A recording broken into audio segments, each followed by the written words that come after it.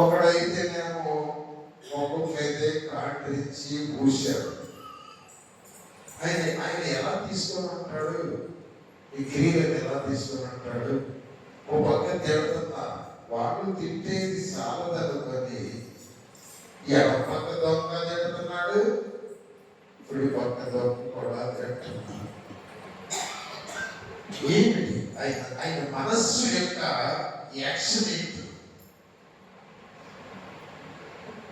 వీటిని మనం జీవించి దేవుడు మంచి ఆకాశంలోకి వచ్చినప్పుడు ఆయన దగ్గరికి మనం నిర్దోషంగా వెళ్ళడానికి మనము ఏం చేయాలి ఆలోచించండి.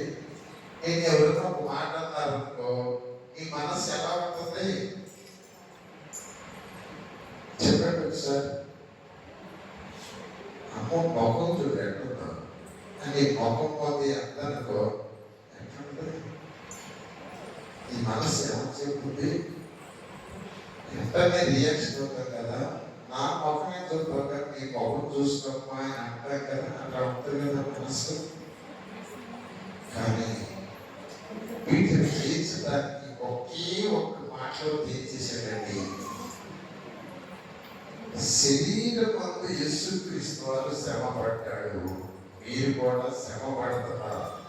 విశేషంగా ఎంత ఘోరంగా ఉందంటే మీకు తెలుసా, కోసమ్మ మీటింగ్స్ జరుగుతున్నాయి కదా, మీకు తెలుసా ఒక వార్త? ఓకే, తర్వాత చెప్తాను.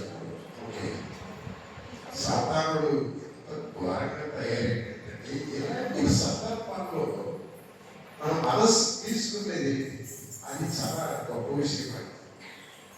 క్రీస్తు మనస్సును ఆయుధంగా ధరించుకోమండి, చాలా గొప్ప విషయం. వీటన్నిటికీ ఆయుధం ఏంటంటే యేసయ్య మనస్సు మనము స్వీకరించడం, ఇదే ఆయుధం. హల్లెలూయా, హల్లెలూయా. కటకట పాప సంకటము పాపుట కింద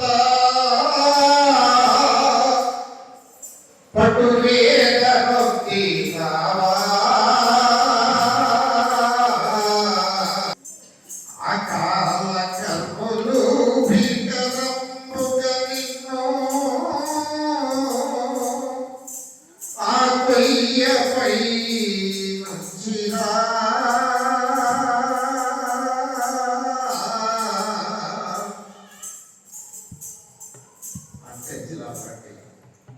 పెంచులు కొట్టాలి అనిపిస్తుందా?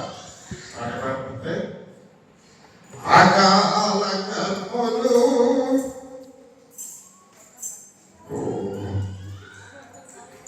దేవాస్తోత్రం. ఆయన స్పందన ఏంటండి?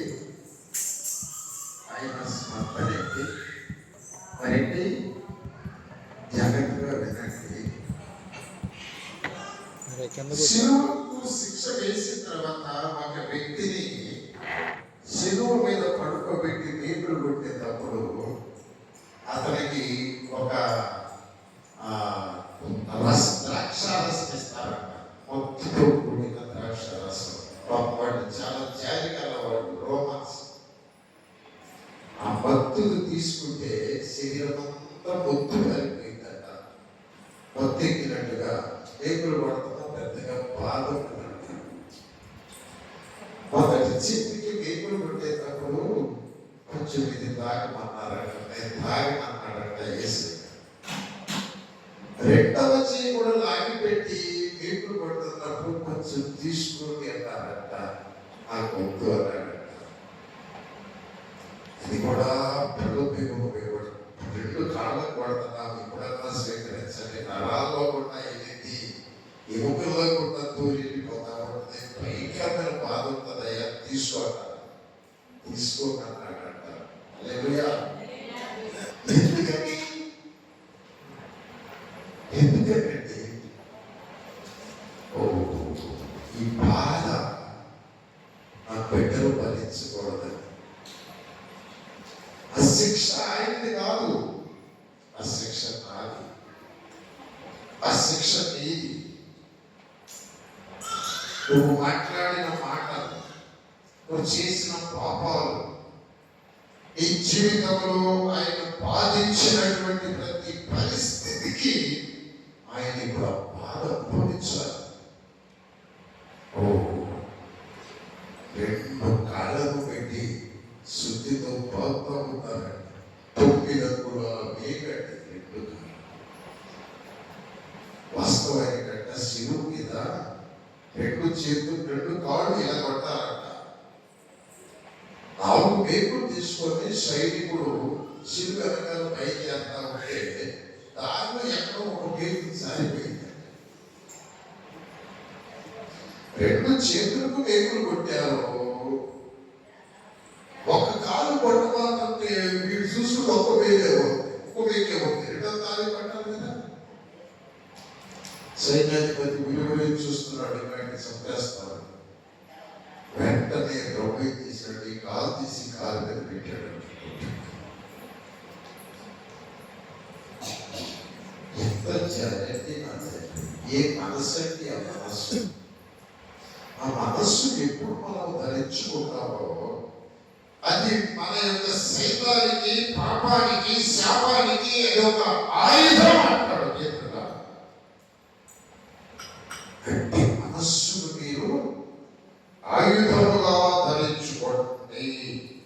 ఏమండి, ఆయన శరీరము శ్రమ పెట్టినప్పుడు ఆయన ఎలా ఫీల్ అయ్యి ఉంటాడు?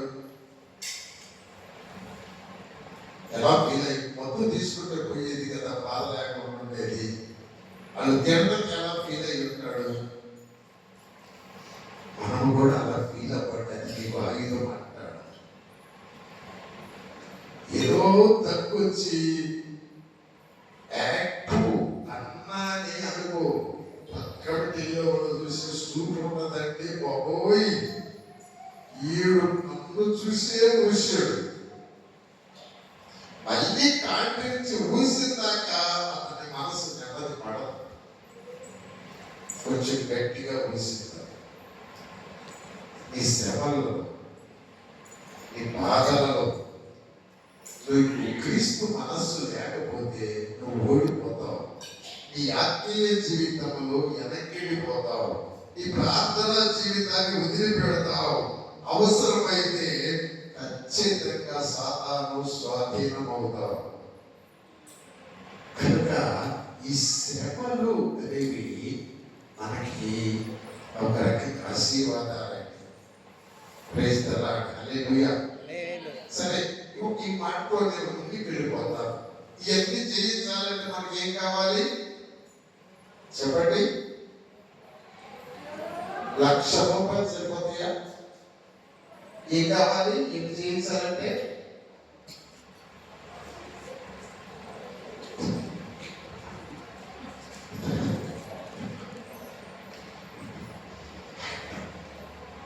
అర్థమైందా మీకు? ఇవన్నీ జయించాలంటే ఏం కావాలి మనకి?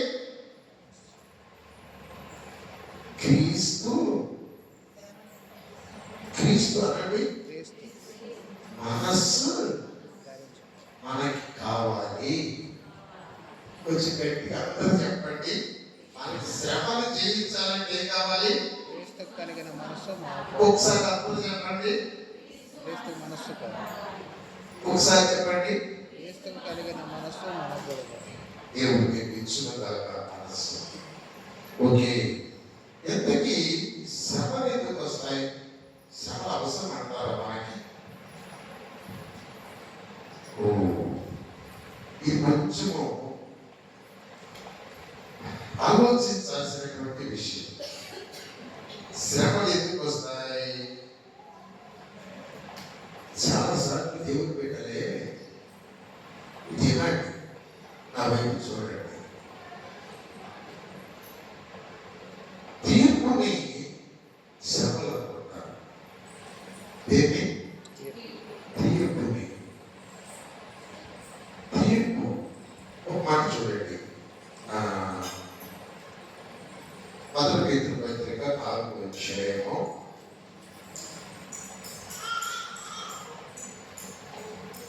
17 వచనం చూడమ్మా.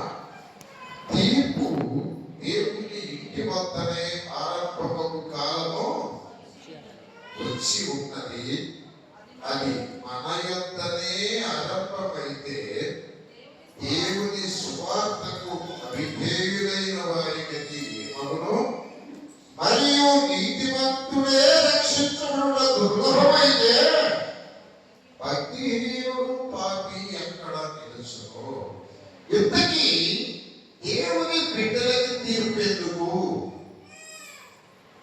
దేవుని బిడ్డల యొక్క తీర్పేంటి? లోకస్తుల యొక్క తీర్పేంటి? ఒకసారి దేవుని బిడ్డల యొక్క తీర్పేంటి? లోకస్తుల యొక్క తీర్పేంటి? ఒకసారి కొరింథీ పత్రిక చూడండి.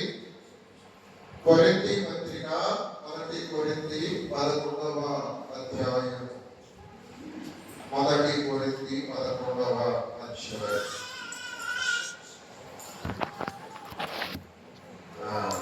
31వ వచనం. అయితే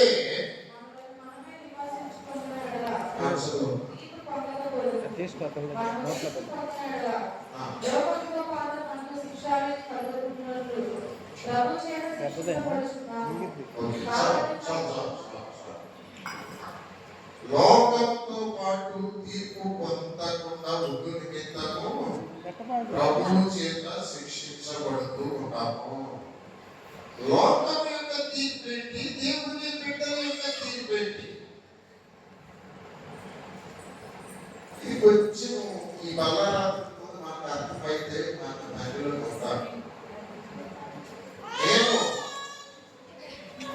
దేవునికి లోపడకుండా నా సొంత ఇష్టాలను నెరవేర్చుకుంటూ నాకు తిరుగులేదే అన్నట్టు బ్రతికేవాడు మా ఊర్లో. దాని ఫలితం ఏమైందంటే దరిద్రుడయ్యాక బాధ్యం పాలైపోయాను. ఎటు చూసినా అప్పుడు రోగం వచ్చేసింది.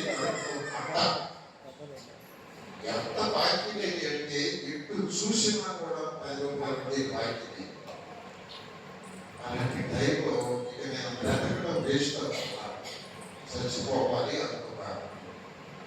అప్పుడు దేవుడు మాట్లాడాడు, నువ్వు చచ్చిపోకుండా దేవుడు నేను మాట్లాడతాను.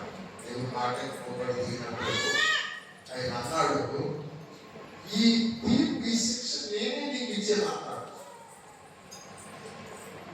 నాకు ఎందుకు ఇచ్చావు అంటే ఇది మీ జీవితంలో డిసిప్లినరీ యాక్షన్. ఏంటది? Disciplinary action. ఇప్పుడు ఆ పిల్ల ఎగురుతుందనుకో, వాళ్ళ అమ్మ ఏం చేయాలి? ఎక్కడికి కూడా చూసుకోవడానికి తెరు మీద ఒక దెబ్బ వేయాలి.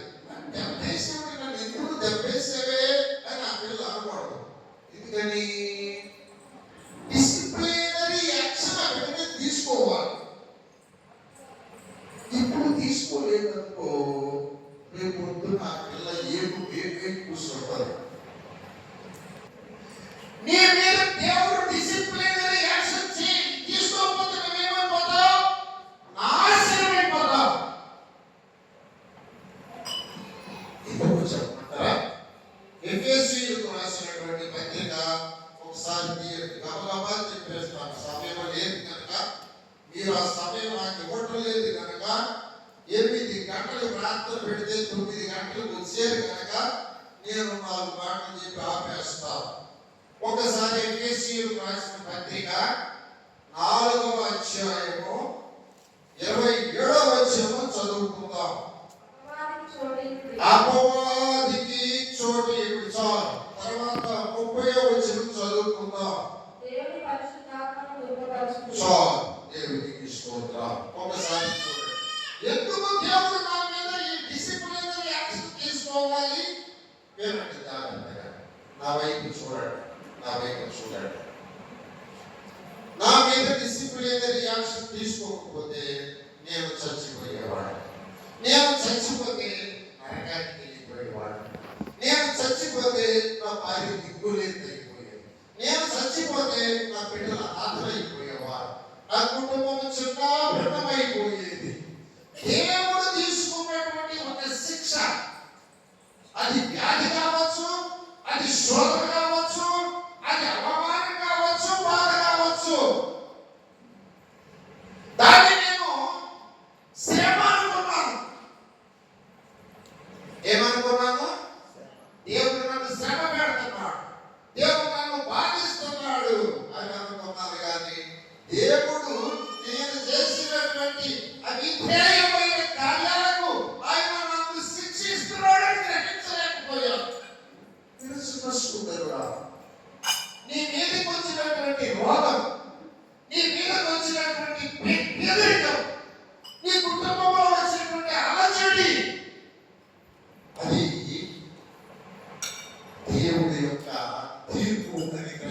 నాకు శ్రమ వచ్చింది, నాకు బాధ వచ్చింది, నాకు రోగం వచ్చింది, నాకు కష్టం వచ్చిందని తలంచబాక. అది దేవుడు తీసుకునేటువంటి యాక్షన్.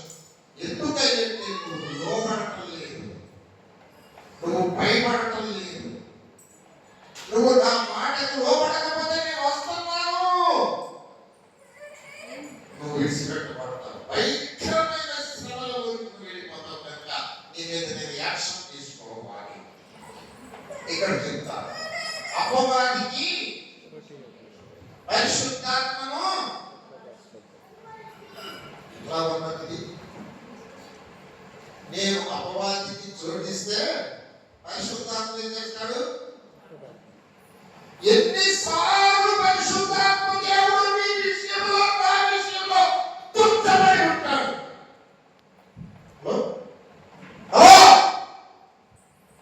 ఎన్నిసార్లు పరిశుద్ధాత్మ దేవుడిని ఏడ్పించి అపవాదికి చోటించుంటావు నీ బ్రతుకులో. అది కాని మాట, అది అబద్ధమా, అది ద్వేషమా, అది అసూయ, అది దేవుని భయం లేనటువంటి విధానమా? ఎన్నిసార్లు అపవాదికి చోటించో. ఒక్కసారి ఈ బల రక్తం శరీరం తీసుకునే ముందు ఒకసారి గుండెల మీద చేసి కళ్ళు మూసుకొని ఆలోచించు. అపవాదికి చోటిస్తే నిన్ను పిలిచి నిన్ను రక్షించి నీ కోసం నడిపిస్తూ నిన్ను సిద్ధపరిచి వచ్చాడాన్ని తీసుకెళ్లాలనేటువంటి ఆ పరిశుద్ధాత్మ దేవుడు నెత్తిలో పట్టుకొని ఎన్నిసార్లు ఏడ్చాడో ఒకసారి ఆలోచించు. ఒకసారి ఆలోచించు, మనస్సు పెట్టి ఆలోచించు. ఎన్నిసార్లు ఏడ్పించున్నావు? ఎవరిని? పరిశుద్ధాత్మ. ఎవరు ఏడుస్తున్నాడు నిన్ను బట్టి? పరిశుద్ధాత్మ దేవుడు ఏడుస్తున్నాడు. తెలుసా ఏం చేయాలి నిన్ను? ఏం చేయాలి నిన్ను? వాడికేమో చోటిస్తుంది, ఈయనేమో ఏడిపిస్తుంది.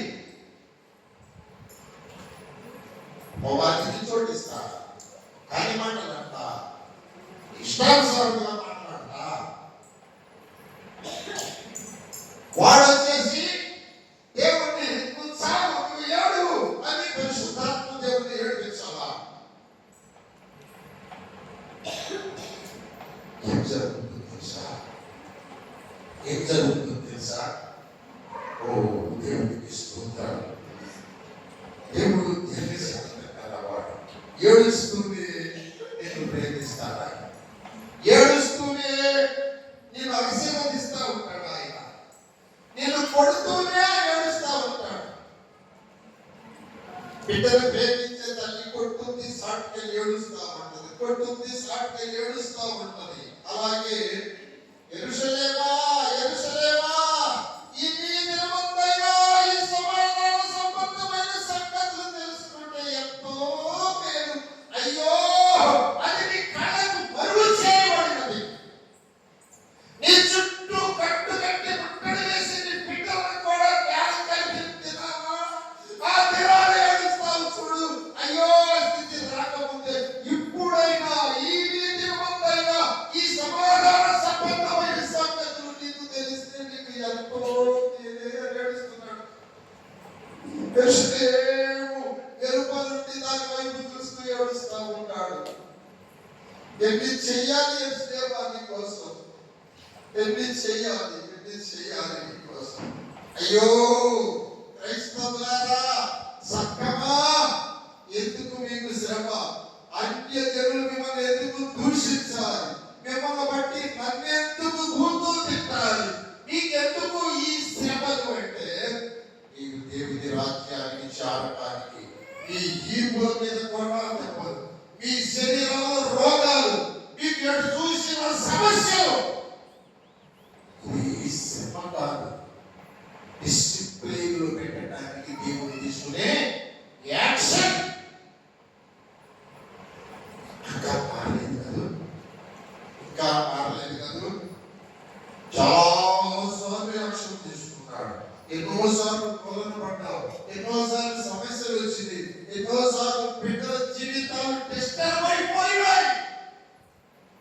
అయినా నీవు మారలేదు కాదు. ఏం జరుగుతుందో తెలుసా? పరిశుద్ధాత్మను ఆర్పకుడి అని ఉంటుంది. ఏమైపోతాడంట ఆయన? ఆరిపోతాడంట.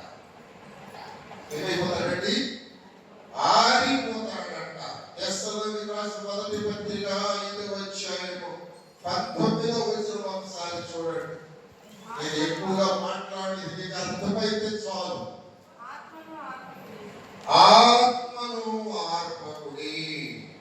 ఎప్పుడైతే పరిశుద్ధాత్మను దుఃఖపరుస్తున్నామో మనం ఏం చేస్తున్నామంటే ఆత్మను ఆర్పివేస్తున్నాము. అపవాదిని రమ్మ నా హృదయ పీఠం మీద సింహాసనం వేసుకొని కూర్చో, నన్ను ఏలు, నా కుటుంబాన్ని ఏలు.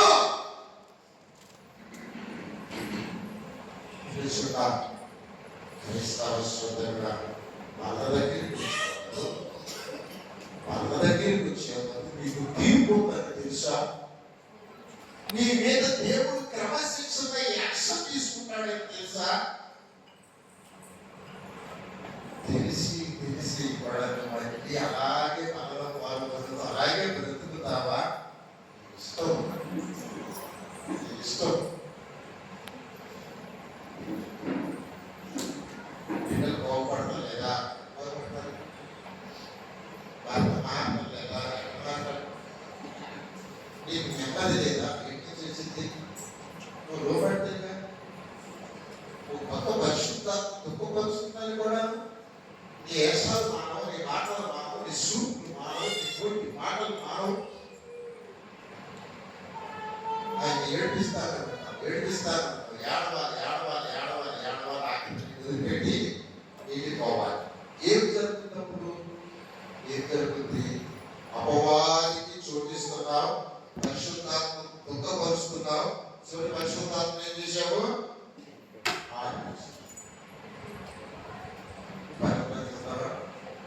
నువ్వు బతుకోలేదు కాబట్టి నువ్వు మారవు, నువ్వు లోపడవు, నువ్వు సరిచుకోవు. అప్పుడు ఏం చేస్తారంటే కొట్టేస్తావు. నీ బిడ్డలు దిక్కు లేదు.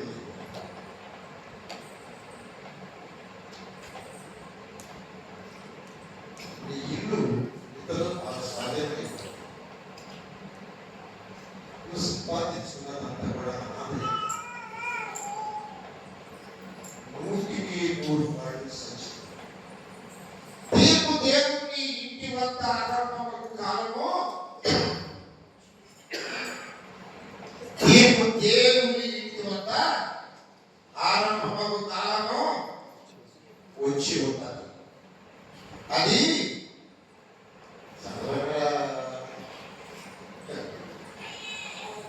కష్టంగా ఉన్నాయి కదా ఈ మాటలు, కొంచెం ఇబ్బందిగా ఉన్నాయి కదా మాటలే ఇబ్బందిగా ఉంటే ఆ రోజులు వచ్చినప్పుడు ఎట్లా ఉంటాయి ఆలోచించుకోండి. టైం వచ్చింది ఎలా ఉంటుంది ఆలోచించుకోండి. టక ఇళ్ళలో ఎవరు వస్తున్నారు, కుటుంబంలో యజమానులు ఎగిరిపోతున్నారు, ఊరేసుకుంటున్నారు. పంచరాలను పెట్టండి, చదువుకుంటూ ఉండగా మార్పులు తక్కువ వచ్చి నేను పక్కన డబ్బేడు ఇంటికి వచ్చి ఊరేసుకుంటూ చచ్చిపోయాడు కదా.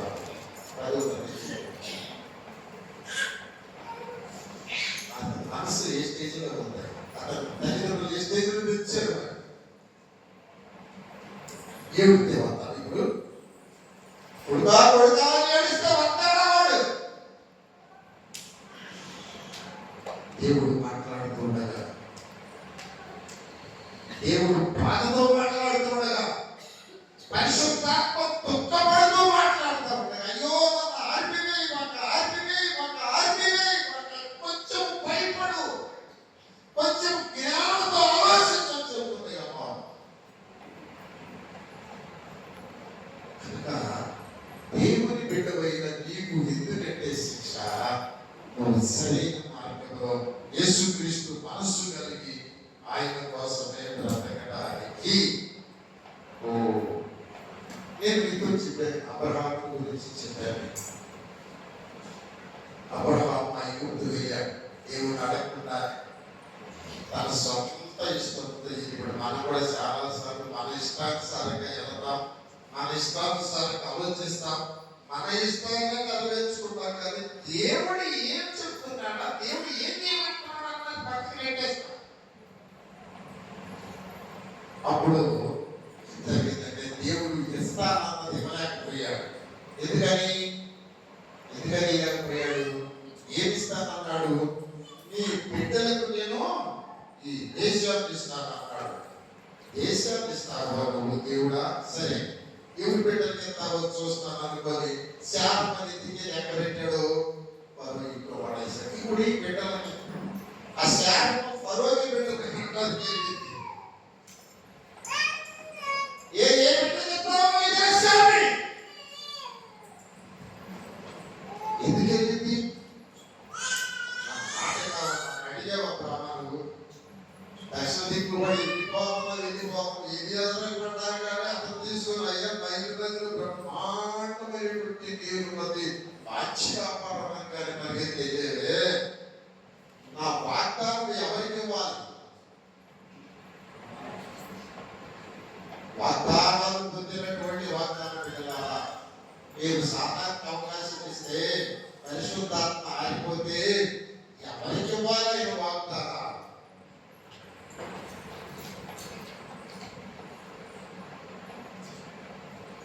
మీ ప్రజలను తీస్తారా ఆయన మాత్రం ఏడుపిస్తుందా సైతానికి మాత్రం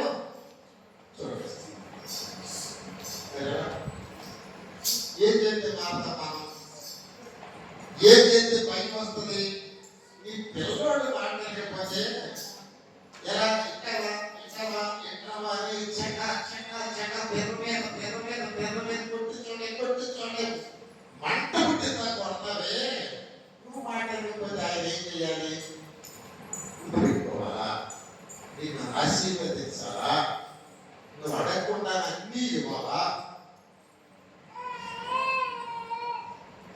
దేవుని ఇంటి మధ్య అది అది ఏమన్నా పెట్టా సులభమా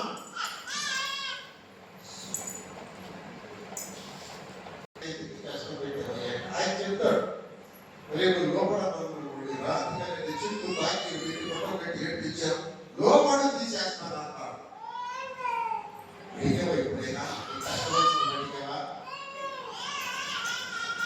ఈ శోభ వచ్చినప్పుడు అడిగేవా ఏంటి ఎందుకు బాధ 5వ తారీఖు దోసకాయ కడతామంటే 10 ఇల్లు తిరిగేది ప్రభా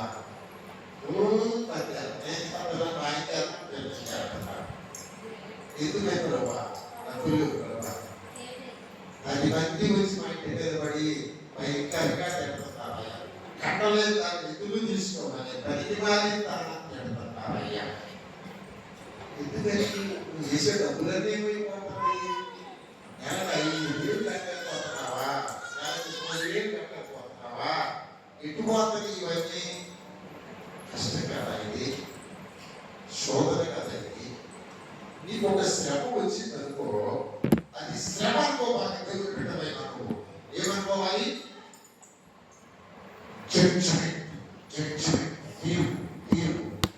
దేవుని బిడ్డలు తీర్పు ఏంటి కనపరచబడతారు బ్రతుకులు మార్చుకుంటారు విధానాలు మార్చుకుంటారు అందుకు దేవుని ఇంటి వద్ద తీర్పు అది మన యొక్క ఆరంభమైతే అది మన యొక్క ఆరంభమైతే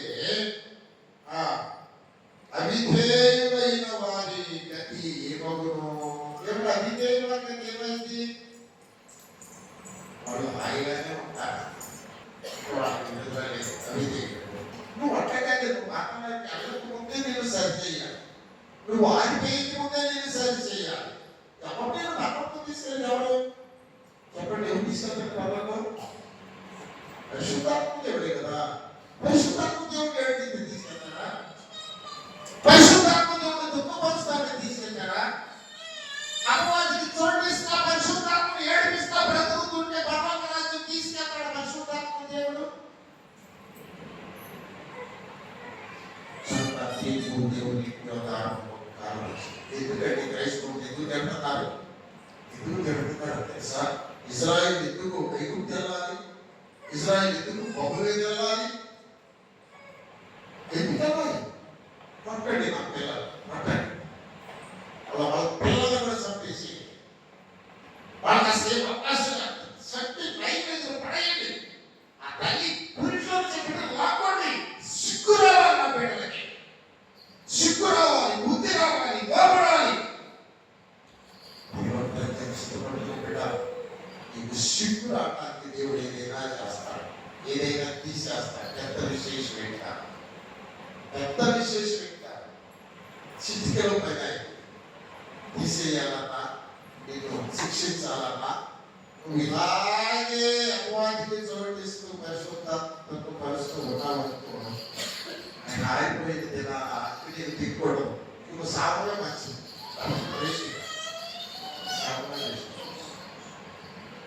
ముగించేస్తున్నాను ఇక్కడ ఎక్కువగా